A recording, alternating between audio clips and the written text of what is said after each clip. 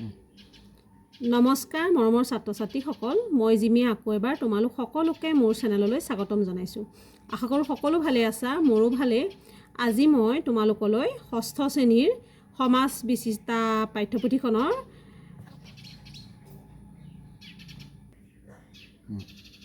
পাঠ 4 দেশ মহাদেশৰ কথা জাপান এই পাঠটিৰ অনুশীলনী 2 প্ৰশ্ন উত্তৰখিনি লৈ আহিছোঁ। নিশ্চয় তোমালোকে উপকৃত হ'ব পাৰিবা। এয়া মই তোমালোকলৈ আগতে অনুশীলনী 1ৰ প্ৰশ্ন উত্তৰখিনি আগবঢ়াইছিলোঁ। আগৰ ভিডিঅ'ত তোমালোকে চাই ল'বা, এইখিনি মই দিয়া আছে। এতিয়া মই তোমালোকলৈ অনুশীলনী 2 এইটো অনুশীলনী 2 প্ৰশ্ন উত্তৰখিনি লৈ আহিছোঁ। এইখিনি মই তোমালোকলৈ লৈ আহিছোঁ, তোমালোকে চাই ল'বাচোন। আৰু যদি ভিডিঅ'টো চাই ভাল লাগে লাইক কৰিবা, কমেণ্ট কৰিবা আৰু পাৰিলে শ্বেয়াৰ কৰিবা। আৰু যিসকলে আজি মোৰ চেনেলত প্ৰথম ভুমুকি মাৰিছা তেওঁলোকে মোৰ চেনেলটো ছাবস্ক্ৰাইব কৰি ল'বা, তেতিয়া মোৰ এনেধৰণৰ শিক্ষামূলক ভিডিঅ'সমূহ তোমালোকে পাই থাকিবা। তেতিয়াহ'লে আহা আজি আমি অনুশীলনী 2 পাঠটোৰ প্ৰশ্ন উত্তৰখিনি লৈ আগবাঢ়োঁ। এতিয়া 1 নম্বৰতে চাবা, তলত দিয়া প্ৰশ্নবোৰৰ উত্তৰ দিয়া। ক নম্বৰতে চাবা, জাপান দেশখনৰ 2টা প্ৰধান বিশেষত্ব উল্লেখ কৰা। জাপান দেশখনৰ 2টা প্ৰধান বিশেষত্ব উল্লেখ কৰিব দিছে। এতিয়া উত্তৰটো চাবা, জাপান দেশখনৰ 2টা প্ৰধান বিশেষত্ব হ'ল 1 নম্বৰতে চাবা, ই এখন সম্পূৰ্ণভাৱে দ্বীপ দেশ। জাপান দেশখন এখন হৈছে দ্বীপ দেশ। প্ৰায় 14,000 দ্বীপৰ সমষ্টি জাপান। ইয়াৰে প্ৰায় 250টা দ্বীপত জনবসতি আছে, মানে মানুহৰ বসতি আছে 250টা দ্বীপত। আৰু 2 নম্বৰতে চাবা, জাপান এখন পৰ্বত পাহাৰে আগুৰা দেশ।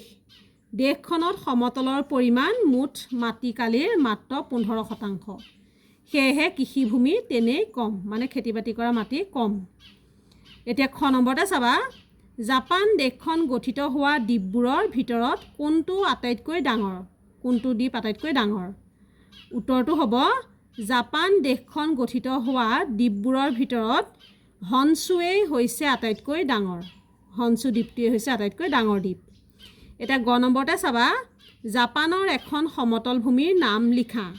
উত্তৰটো হ'ব, জাপানৰ এখন সমতল ভূমিৰ নাম হ'ল কান্টো মধ্য।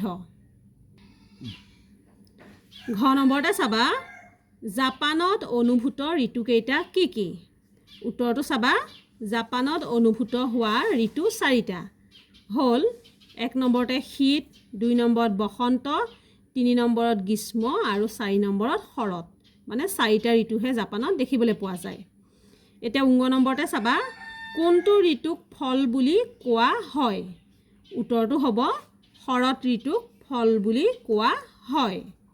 প্ৰথম 6 নম্বৰতে চাবা, জাপানৰ ক'ত ক'ত সৰলবৰ্গীয় গছ পোৱা যায়? উত্তৰটো হ'ব, জাপানৰ পাহাৰীয়া শীতল ঠাইবোৰত সাধাৰণতে সৰলবৰ্গীয় গছ দেখা যায়। দ্বিতীয় 6 নম্বৰতে চাবা, জাপানৰ বেছিভাগ মানুহে কি ধৰ্ম পালন কৰে? উত্তৰটো হ'ব, জাপানৰ বেছিভাগ মানুহে শ্বিন্টো ধৰ্ম পালন কৰে।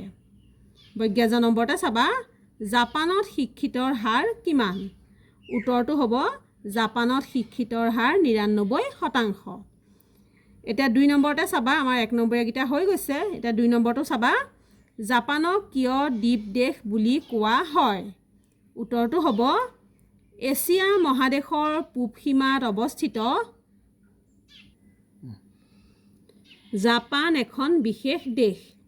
এই দেশখন সৰু বৰ বহুতো দ্বীপৰ সমষ্টি, সেইবাবে জাপানক দ্বীপ দেশ বুলি কোৱা হয়।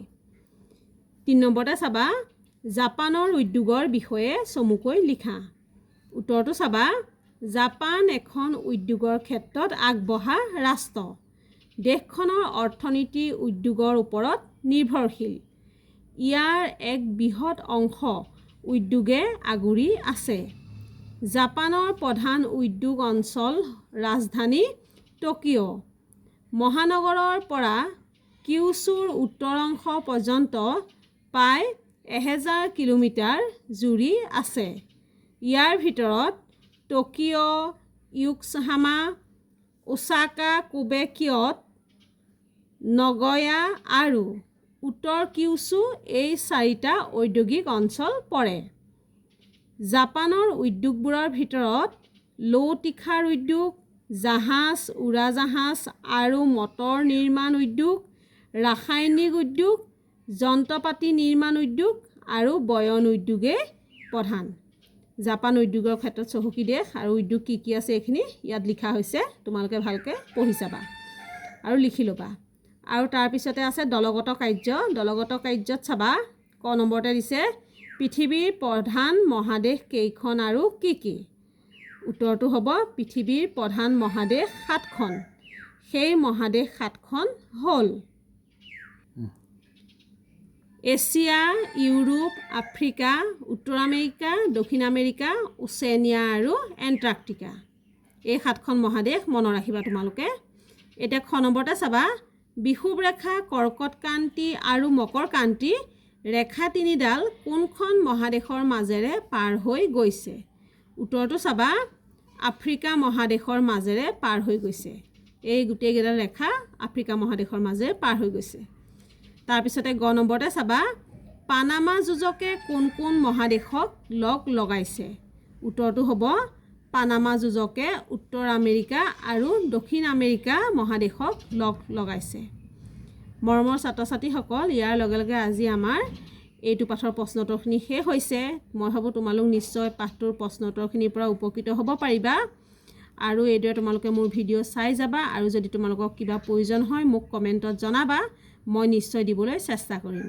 তেতিয়াহ'লে আজিৰ ভিডিঅ' চোৱা সকলোলৈকে মোৰ ফালৰ পৰা বহুত বহুত ধন্যবাদ জনাই আজিৰ ভিডিঅ'টো সামৰণি মাৰিলোঁ। ধন্যবাদ।